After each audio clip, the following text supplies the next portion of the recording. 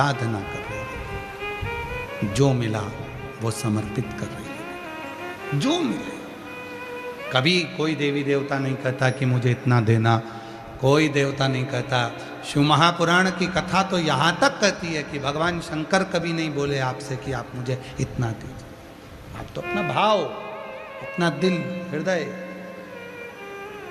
दे। रेविका ने साधना करी, शिव प्रसन्न हो।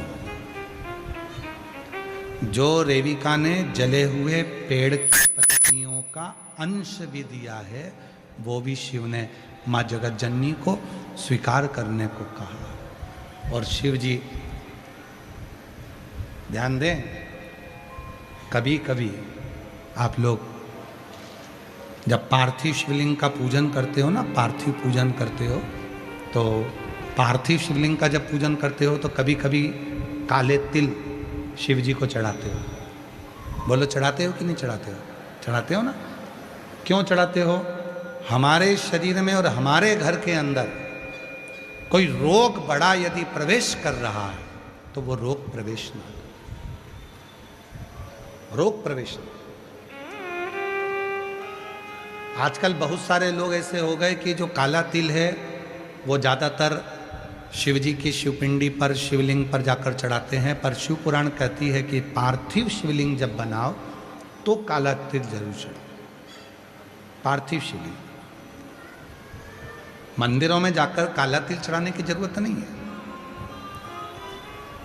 मंदिर में तो अगर आप एक तिल की दाना, केवल एक काला तिल भी अगर समर्पित कर देते हो तो बहुत है। एक चावल का दाना भी समर्पित कर देते हो तो बहुत है। पर जब पार्थिव पूजन कर रहे हो, पार्थिव शिवलिंग का निर्माण कर रहे हो, किसी रोग के लिए, बीमारी के लिए, कोई दुख के लिए, कोई तकलीफ के लिए, तो उसको, हमारे जैसे शरीर में तिल की महत्वता होती है ना, सबके शरीर में तिल है। स्वयं भगवान देवादिदेव महादेव ने भी माता पार्वती को तिलकेश्वरी कहा है, क्योंकि उनके शरीर पर तिल का स्मरण करा। जो काली, जो पत्तियां जल गई थी, वो जली हुई पत्ती जो चढ़ाई गई, देविका ने जो चढ़ाई, उसके कारण पार्वती को तिलकेश्वरी कहा गया। और कितना महत्व है तिल का।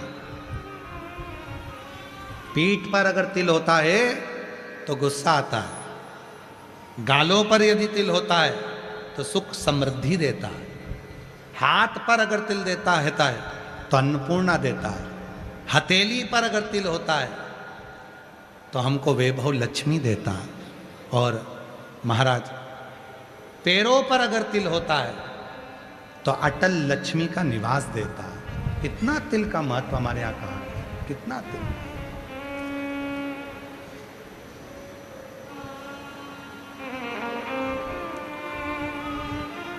मस्तिष्क पर, ये कान से लेकर नासिका के ऊपर के भाग में कहीं पर भी यदि तिल होता है तो उस व्यक्ति को बहुत सहन करना पड़ता है, बहुत कुछ, अच्छी और बुरी बातें दोनों सहना पड़े, बहुत कुछ सहना पड़े। तिलकेश्वरी माता का स्मरण, शिव महापुराण की कथा वर्णन करती है। शिव जी स्वयं आनंद के साथ अर्पण और तिलकेश्वरी का स्मरण करा। शिव केवल एक भक्ति के बल पर, जैसे रेविका ने भगवान शंकर को प्राप्त करा, उसमें क्या दिया, भगवान को क्या प्रदान करा? कुछ भी नहीं। क्या भगवान को देती है रेविका? कुछ नहीं। क्या माँ जगत जननी को देती है रेविका? कुछ नहीं, केवल एक जली हुई पत्ती का भाव।